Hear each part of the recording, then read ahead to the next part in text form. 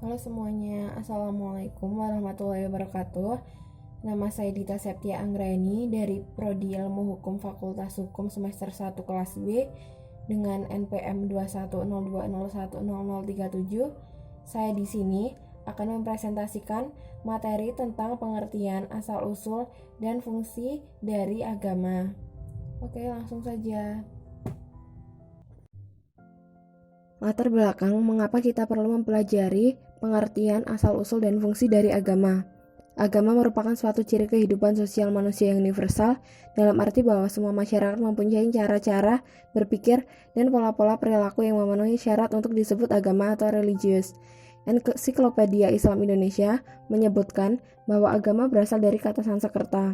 Agama merupakan sebuah kebutuhan fitrah manusia, fitrah keagamaan yang ada dalam diri manusia. Keberagaman atau religiositas diwujudkan dalam berbagai sisi kehidupan manusia. Aktivitas beragama bukan hanya terjadi ketika seseorang melakukan perilaku ritual atau beribadah. Ketika melakukan aktivitas lain yang tampak dan terjadi dalam hati seseorang, karena itu keberagaman seseorang akan meliputi berbagai macam sisi. Pengertian dari agama. Agama adalah ajaran atau sistem yang mengatur tata keimanan atau kepercayaan dan peribadatan kepada Tuhan yang Maha Kuasa, yang disertai dengan tata kaidah yang berhubungan dengan pergaulan manusia dengan manusia lainnya ataupun dengan lingkungannya. Sedangkan menurut etimologi, istilah agama merujuk dari bahasa Sanskerta, yaitu a, yang artinya tidak, dan gama yang berarti kacau. Maka agama memiliki arti tidak kacau atau teratur. Maka dari itu, agama dapat diartikan sebagai sebuah kumpulan aturan yang mengarahkan manusia pada arah dan tujuan yang baik dan benar. Selain definisi dan pengertian agama berasal dari bahasa Sanskerta, agama dalam bahasa Latin disebut religion.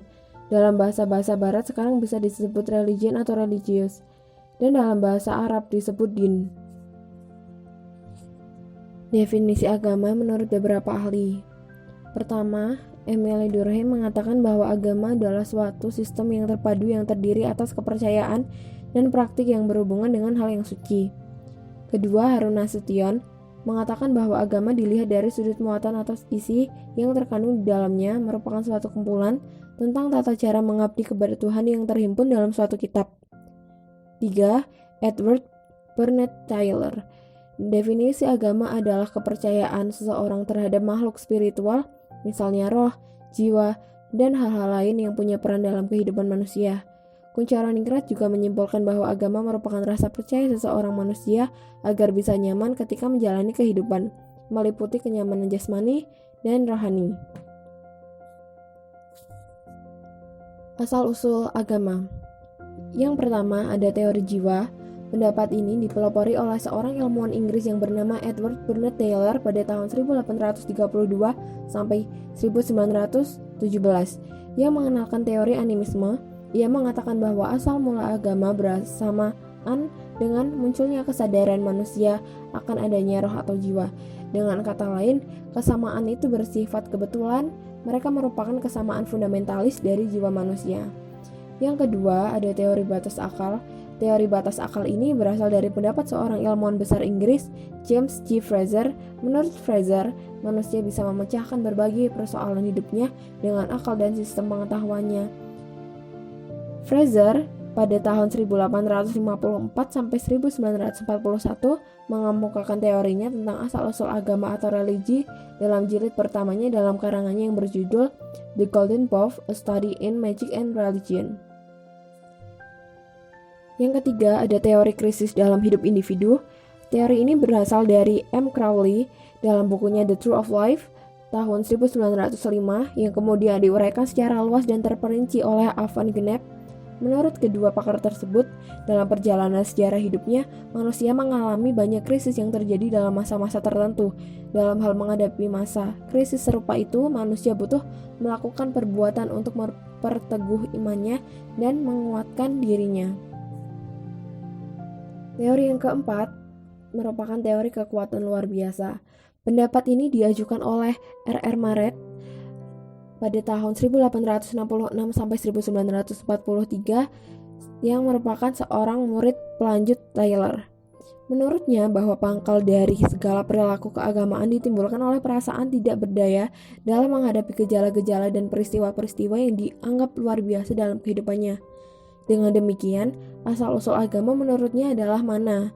Karena mana mendahului animisme, maka teori ini juga dikenal dengan teori preanimisme.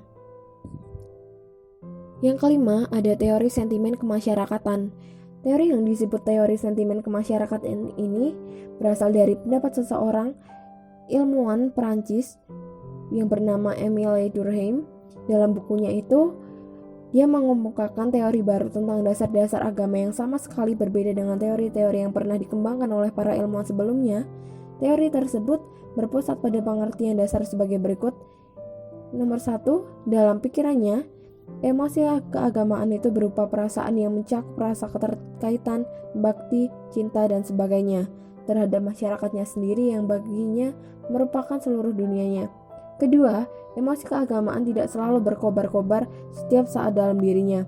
Apabila tidak dirangsang dan dipelihara, emosi keagamaan itu menjadi melemah, sehingga perlu dikobarkan kembali, antara lain melalui kontraksi masyarakat atau mengumpulkan seluruh masyarakat dalam pertemuan-pertemuan raksasa.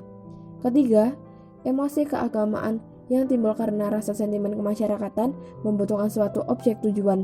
Sifat apakah yang menyebabkan barang sesuatu hal itu menjadi objek daripada emosi keagamaan? Bukan terutama sifat luar biasanya, bukan pula sifat anehnya, bukan sifat menggahnya, bukan sifat ajaibnya, melainkan tekanan anggapan umum dalam masyarakat. Dan keenam, ini teori yang terakhir merupakan teori wahyu Tuhan. Teori ini diperkenalkan oleh Andrew Lang pada tahun 1844 sampai 1912. Teori ini menyatakan bahwa kelakuan perilaku religius manusia terjadi karena mendapat wahyu dari Tuhan. Pendapat Andrew Lang kemudian dilanjutkan oleh W. Smith, seorang tokoh besar antropologi dari Austria. Mudah dimengerti kalau ada kepercayaan kepada dewa-dewa tertinggi dalam jiwa bangsa-bangsa yang masih amat rendah tingkat kebudayaannya. Dalam hubungan itu, ia percaya bahwa agama berasal dari wahyu Tuhan yang diturunkan kepada manusia. Fungsi dari agama. Fungsi agama dalam Islam yaitu yang pertama, Islam berfungsi sebagai tuntunan bagi manusia agar memiliki al-akhlaq al-karimah atau perangai yang mulia dan terpuji. Rasulullah Shallallahu Alaihi Wasallam bersabda, sesungguhnya saya diutus hanya untuk menyempurnakan akhlak mulia.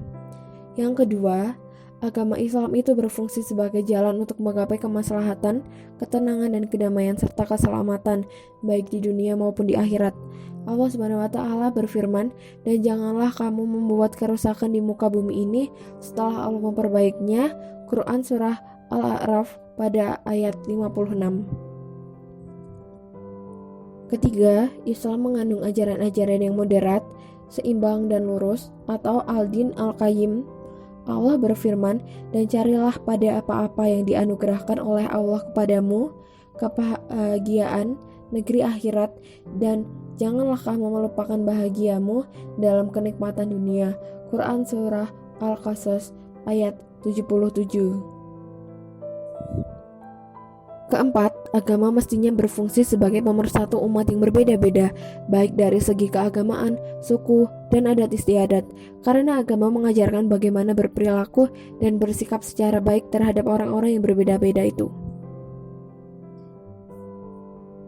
Berdasarkan penjelasan yang sudah dipaparkan, agama adalah lembaga yang terdiri dari interaksi yang terpola secara kultural dengan wujud di atas manusia yang diasumsikan secara kultural pula. Teori-teori tentang kemunculan agama seperti teori jiwa, teori batas akal, teori kekuatan luar biasa, teori krisis, teori sentimen masyarakat, dan teori wahyu Tuhan dapat disimpulkan bahwa agama sangat berpengaruh dalam kehidupan individu dan kehidupan masyarakat. Agama sebagai pengatur dan penunjuk arah kehidupan manusia serta agama juga dapat membangkitkan kebahagiaan batin seseorang yang paling sempurna, dan jangan juga perasaan takut. Pengaruh agama dalam kehidupan individu dapat memberikan kemantapan batin, rasa bahagia, rasa terlindung, rasa sukses, dan rasa puas. Sekian presentasi yang sudah saya paparkan.